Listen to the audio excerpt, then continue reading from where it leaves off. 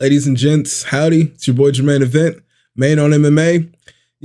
I've seen a lot of people this week express their excitement for Mike Tyson boxing Jake Paul on Friday, which is tomorrow. I don't know why people are so excited given what we've seen from both fighters recently.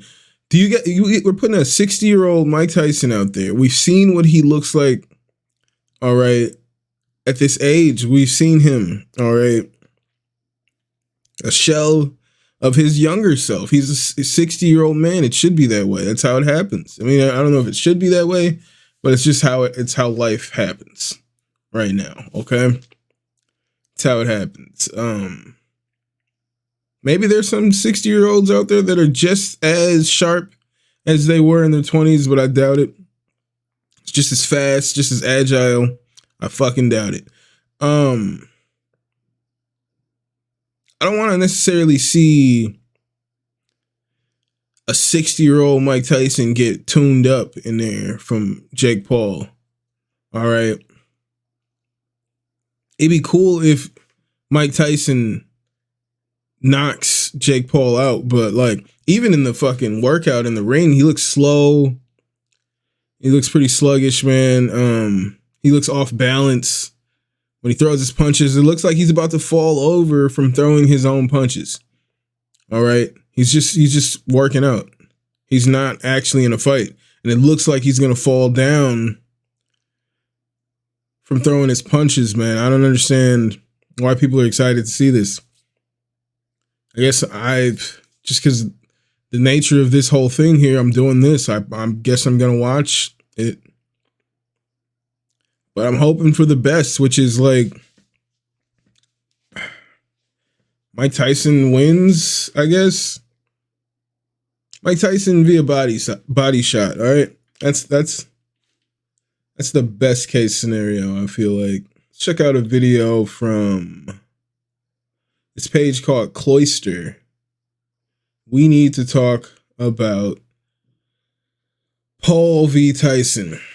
See what they got to say about this. Judging by the thumbnail, I think they're right in the same vein as I, ladies and gentlemen. Let's check this out. Alright fellas, the fight which everyone has been asking, is this really going to happen, is actually going down. Now the Tyson-Paul fight is one of the weirder promotions I've ever seen, and all the coverage I've seen from other creators is usually split into two categories. One being people who think Iron Mike Tyson from the 90s is going to come back from the shadow. And that's nonsense. We've seen what he looks like. We've seen it. Realm, and that Jake Paul ain't nothing but a YouTuber. To put it simply, ignorance. Yeah. While the other category, which I think is the majority, is creators getting paid to big up the fight. Now, I don't have anything wrong with creators getting the bag. Hey, if they wanted to pay me, they could have. Although it wouldn't have changed my take on this fight. So many boxing creators have been glazing a fight which really is a lose-lose situation for the sport. As a fan of the sport, I love Mike Tyson, and I understand the appeal of Jake Paul. But just before you start writing a lengthy comment about how I'm already wrong, stay with me as I give you one of the most honest breakdowns you're gonna hear before this fight on YouTube. This fight is fascinating yet horrific for several reasons. I would mostly compare this fight to an impending train crash that you just can't take your eyes off. And that's not coming from hate. I'll be watching, probably so will you, and so will many you know. And probably a huge amount that wouldn't be watching boxing otherwise. I don't need to introduce the two really. You got Mike Tyson, who's one of the biggest names the sport has ever seen, whose career was basically over a quarter of a century ago. And Jake Paul, the YouTuber turned boxer which everyone loved to hate. And I say that in the past tense. I'll get into that in a moment. It's a matchup which on paper sounds interesting but doesn't make much sense in reality. So how did this even happen in the first place? Well, Jake Paul's promotion MVP brokered this deal with Netflix. MVP in Paul's career has bounced around almost all promotions you can imagine, and allegedly some people say they were the reason that Showtime Sports isn't around anymore. Well known for overinflating Paul's worth, they keep bouncing around till they find a promotion which is willing to pay the ludicrous guaranteed upfront fees they want, then they have the fight and then they just repeat this process. And that's exactly what we're seeing here. Netflix has been tinkering with the idea of entering combat sports. They recently signed on the WWE, and it was only a matter of time until we saw them branch into other entertainment-driven sports. So here comes along Jake Paul. They originally tried to make the Fury rematch, which fell through, which makes them turn to the unlikely opponent in Mike Tyson. I wouldn't really be mentioning the business side like this if it wasn't for the kinda horrific deal for this fight. Jake Paul is getting a guaranteed $40 million. Damn. As he's peaking in irrelevancy, he is commanding the biggest paycheck That's of his crazy. career, while Mike Tyson is only being paid $20. Paul getting paid almost double, then the reason this is an attraction to begin with kinda rubs me the wrong way. Why you say almost double? He said double. And then he said almost double. That's random. For Tyson, he doesn't need the fight. Paul does. The whole Jake Paul show was originally driven from hate. All of us combat sports fans wanted to see him lose, and he was selling pay-per-views mainly driven from this hatred. Yet when he lost to Tommy Fury, this almost put the candle out. After this, it was clear there was a struggle for direction. He wanted to become an MMA fighter, then he wanted to gain a world title through a conventional boxing route, yet it was clear none of this got the previous level of attention. He himself wasn't enough of a draw. Nobody cared that Jake was fighting Andre August. No one cared. So his promotion sat back and looked for the biggest name possible, yet have also created a scenario where he once again becomes the most hated man in combat sports. Enter Mike Tyson. Tyson hasn't had a pro fight since 2005, which was a bit of a depressing conclusion to his career. He recently, a few years ago, fought Roy Jones Jr. in an exhibition match which impressed a lot of people, more so because it was only impressive for his age. Yeah. I don't think he needs the money, but I do think this was a case of the check was just too good to refuse. 20 million is good money, and for Tyson, he believes that he can still beat Jake Paul. Although if you take all the glitz and glamour away from Paul, what he actually is skill-wise is just a decent lower to mid-level boxer. If he was a genuine pro, he's the sort of guy that might win a regional title and have a pretty average record. The narrative that he's proving everyone wrong and is just a YouTuber is rubbish. For the last 5 years or more, he's had access to the best training and sparring that could possibly be provided, and has become a decent boxer in the process. Although no talk about him wanting a genuine boxing legacy is true. He's a businessman and his team wouldn't take a fight against somebody they don't think they have the edge against. So how do I see this fight going down? I think there are many potential outcomes, although some slightly better than others, none are really that great. But just let me elaborate though. Let's first walk down the path I think is most likely, Jake Paul getting the win. In reality, I fear we will see a repeat of Holyfield versus Vitor Belfort. Before that fight, Holyfield looked fantastic on the pads and on the bag. Like, just look at the shape he's in. He's only facing a former UFC champion. Does that sound familiar? Yet once it happened, although Holyfield looked in great shape and great in short clips from the gym, he ended up going out in the first round. Why? Because you can't outrun time. Belfort, although not a great boxer, the slight youth he had on Holyfield proved crucial. He was a little quicker and a little more powerful, and it showed. Then once the fight happened, revisionist history took place and people questioned why it happened in the first place, labeling it a disgrace. A year passes and enough smart marketing and enough talk about Iron Mike Tyson coming back from the death, it legitimizes this fight. This is crazy. Mike in this fight I don't think will be coming in overly heavy, while it's clear Jake Paul is bulking up heavy. For Jake, his Achilles heel in many of his fights is his lack of cardio. If he's getting fat, it's clear he wants the size and power advantage over Mike, and more importantly, he doesn't see this fight go in the distance. For me, stylistically, this fight is a bit of a nightmare to look at. Tyson's style is of course pretty squared up. His whole technique is based around making angles and getting under his opponent. This squared up stance worked when he was 18. He had the strength and he was quick. Yet when you're 60 and have a 240-pound Jake Paul moving towards you, probably pushing and punching, how good is that balance? Yeah. I don't think it's going to be that good. If Jake Paul knocks out Mike Tyson, it's going to be pretty horrendous to watch. It's kind of like watching your favorite uncle get knocked out. If it's really bad though, it could have horrible consequences for the sport. God forbid he gets seriously hurt, it will further aid in the decline of boxing. People who don't watch boxing will see the results of this fight. It will be all over the news. And if it's ridiculously bad in the favour of Jake Paul, it's not bad because Jake Paul won. More so, how could our sport allow a legend who is basically a senior citizen to take this sort of fight? All this talk about wanting to die in the ring sounds cool for promotion, yet if he gets seriously hurt, who will they point the finger at? That's kind of worst case scenario.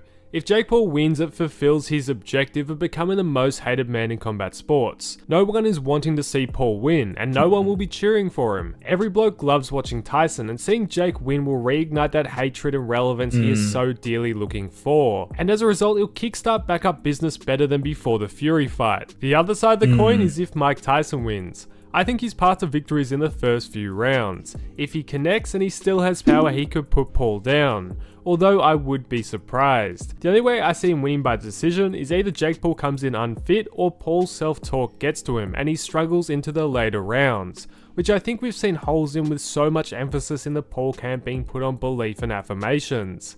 That maybe being a telltale sign that he truly isn't so confident in himself. Tyson knocking out Paul is something we all want to see. It's what I'll be tuning in hoping for. Yet that's what Jake has been making money off for years now. Oh, Robinson's gonna knock him out. Nah, Woodley's gonna knock him out. Nah, have you seen Anderson Silva box? It's the same thing, packaged differently. I'll be cheering for Tyson if he wins. It is the least bad situation. We all want to see Iron Mike Tyson come back out, yet he seemed to have faded by 2005. If he does go on to win this fight, my biggest problem with it is that he will legitimize boxers who are way past their prime coming back into a sport for paydays against younger competition. Lately, we've seen Julio Cesar Chavez Sr. wanting a comeback fight. Shannon Briggs is looking into it, and Tyson's career could continue, and who knows who else we could see. Yet somewhere along the line, if it isn't going to be this weekend, there will be a catastrophic ending to one of these gimmick fights, and that's something that no one wants to see. If Jake Paul loses, it will be spun that, oh well, he got knocked out by Mike Tyson. Do you know how legendary that is? He's got in there with the baddest man on the planet, and he tried to chase greatness. This won't be the end of Jake Paul. He will slime himself into the next promotion willing to give him the biggest payday possible. If he loses, it really means nothing. I think when you're listening to a lot of dialogue around this fight, you the listener need to double check what you're listening to. I have been too at several times caught up in the excitement of seeing Tyson back, yet we all need a bit of a reality check. No amount of film study and reminiscing is gonna bring the old Tyson back. And at the end of the day, it's a fight which brings eyes for all the wrong reasons. As I said before, it's gonna be a train crash you can't take your eyes off. For me, immediately my eyes will be looking at how good Tyson's balance is. I'm expecting a Holyfield-Belfort repeat. It would be nice to see Tyson come through with a win, but I'm bracing for the worst. And even if he wins, although it would be great for Tyson in the present, I'm scared for what it could mean for the future. Regardless of the result, I'll be around to cover everything post-fight, so make sure to subscribe and we'll be able to unpack this fight when it happens together. I'm gonna give him a subscribe. Man, that's crazy. But yeah, that's like, I'm concerned with this fight. I'm not excited. Like, I'm concerned that people are excited. Like, what are you guys seeing? What do you guys see? Like, because nothing good comes from this. And I didn't even think about that aspect that Cloister mentioned, that if Mike Tyson does win, that sets him up to potentially have more boxing matches with more younger fighters, which is just dumb. It's like the best case scenario is that one of our legends, Iron Mike Tyson, gets knocked out or just looks bad and goes down after a few, like, cause just with Vitor Belfort, like when he just started like letting off shots on Holyfield, and Holyfield was just covering up. He couldn't, like, once those punches started hitting him, he couldn't fucking get his bearings back.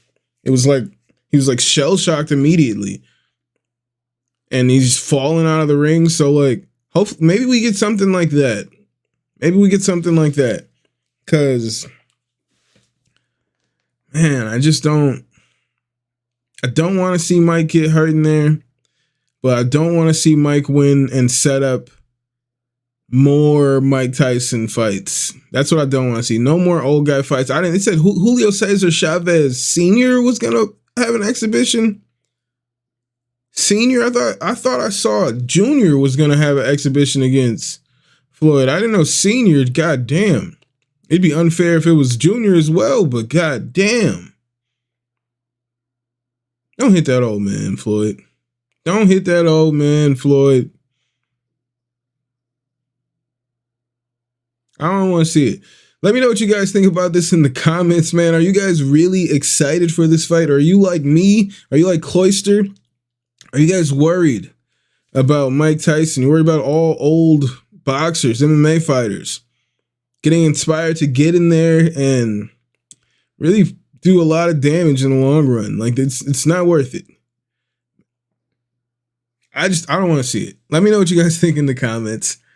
All right, let me know what you guys think in the comments. Hit that like, hit that subscribe, share this out to your friends, to anyone you feel like needs this content in their life. Hit that share button. Thank you guys so much. And I will see you when I see you. I'll holla.